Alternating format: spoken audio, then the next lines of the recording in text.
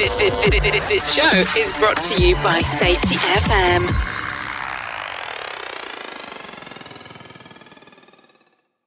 The following program is rated for mature audiences and may contain adult language, adult situations, and frank safety discussions. The names and certain details have been changed to protect the safe and the unsafe, but believe me, every item in here is true. This is Jim Polzel with Safety Wars. Safety triangles. What the heck is a safety triangle? Is it a force for good or a force for evil? I'll attempt to answer that question today. This morning on the Rated R Safety Show, Dr. Jay Allen discussed the safety pyramid. Jay is the Chief Safety Officer of Safety FM, which this program is a part of. I'm sure he triggered more people than just me. So, what is the safety pyramid? It is the conceptual diagram that behavior-based safety is based on. It originally was proposed by Herbert Heinrich back in the 1930s. Heinrich worked for an insurance company, and he came up with this triangle based on the statistics of accidents that he was investigating. Picture this. At the bottom row of the pyramid, there are near misses. For every 300 near misses, incidents without injuries or damage, there are 30 incidents on top of it that cause some kind of damage and one major accident. Later on, another researcher in the 1960s named Frank Bird expanded on this concept and came up with some different numbers, but the same idea. His numbers are that for every 600 near misses, there are 30 minor accidents, 10 serious accidents, and 1 fatality. So, in comes behavior-based safety. The theory is that if you reduce the number of at-risk behaviors at the bottom of this triangle, you reduce the likelihood of an accident on the top. So, where is this system promoted? It's promoted by a majority of safety professionals in virtually all industries. This sounds good, right? Reduce at-risk behaviors. This is how it really is implemented. In my experience, in the construction environmental industries, nothing has caused more bad blood between management, workers, and safety people than this triangle. What it assumes is that there is no penalty for reporting near misses and negative audits, and that we are all here to report objective things. What happens? It evolves into this. 1. Blame the worker for at-risk behaviors, because 80% of accidents are caused by unsafe acts and not unsafe conditions. Further promote the bad apple theory, this is number 2, of the 1920s, where you need to get rid of bad apples to make work safer and better. It disincentivizes what it is intended to promote, openness and teamwork. Here is one real-world example. Some of my listeners will know the story already. I was on a huge project that heavily promoted this behavior-based safety system. We had a system in place to report near misses. We had safety audits almost every day. We had team audits as a team. We had everything else that went along with it. The tracking, computer programs, Excel spreadsheets, you name it, we had it. So, what happened when an accident happened? You got it right.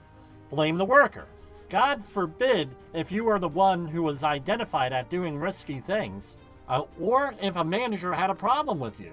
You would then become the bad apple and need to be eliminated. So, what happened? Safety became disincentivized.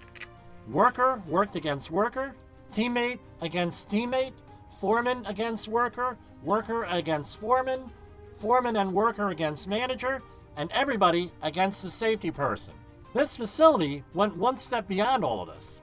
They said that if an incident happened, that meant that you deliberately did not report hundreds of near misses and thousands of other unsafe acts, and you are not doing your job, because if you reported this stuff, we wouldn't have had this. If we were able to identify this stuff, we were unable to fix it, and you were not there to fix it. Everyone needed to get in with the program.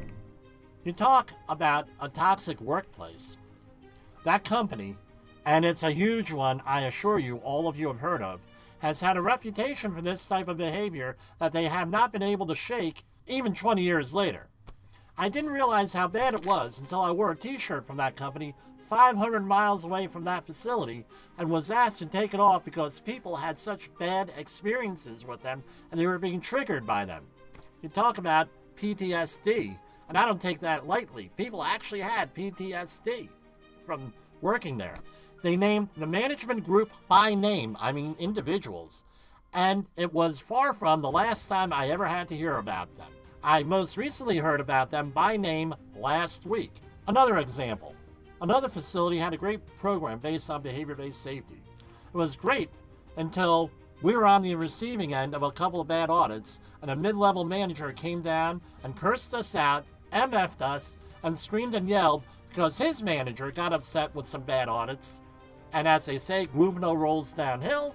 But in reality, the audits were normal audits. Nothing really out of the ordinary. So I thought, right? He essentially destroyed any goodwill the safety department had with anyone else single-handedly and completely destroyed the company culture for safety. Safety went downhill from there. And it was right from one manager doing that. One of the huge incentives for managers is to reduce at-risk behavior, because attention is pushed away from them when something goes wrong. One disclaimer here, mature managers who are fully self-actualized don't do this kind of stuff. The incentive for this type of manager, right, is never to go further down the triangle and address what's underneath at-risk behaviors. It's attitudes, values, physical, knowledge, and execution fact, and what the incentives are in the system that lead to those at-risk behaviors. My opinion why they don't address it?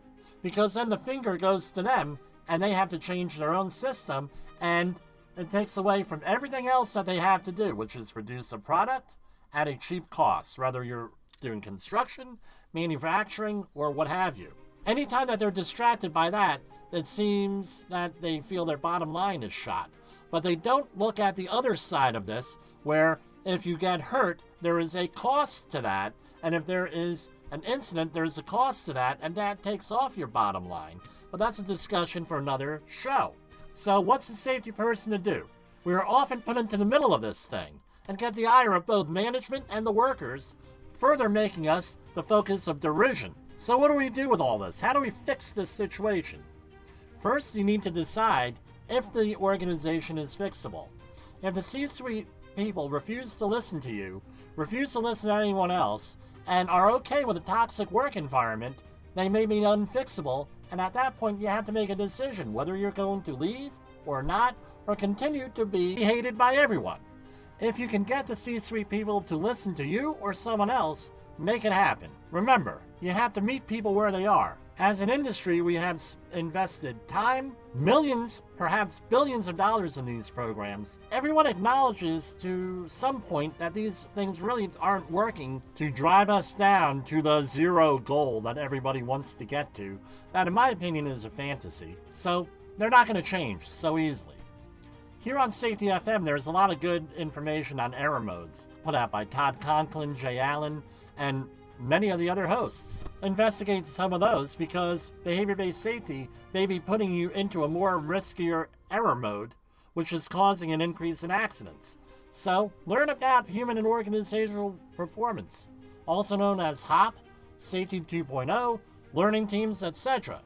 Try to implement those philosophies into your organization. One way to start to change is to change yourself and get out of these negative ways of managing people. Find out what works and doesn't work in your organization. Maybe a hybrid of HOP and BBS. A lot of these workplaces have a combo of both that are successful with safety. I think getting the best of both worlds might be something we strive for. The bottom line of that darn triangle is negative attitudes and values.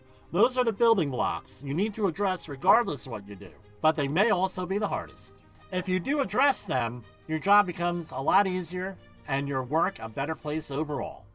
Remember, denial is deadly and hope is not a strategy. For Safety Wars, this is Jim Posel, your humble safety professional.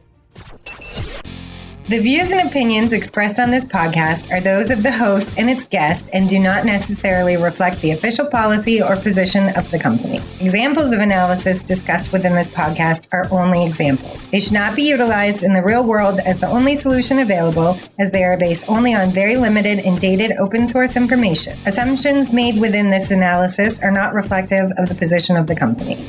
No part of this podcast may be reproduced, stored in a retrieval system, or transmitted in any form or by any means, mechanical, electronic, recording, or otherwise, without prior written permission of the creator of the podcast, Jay Allen.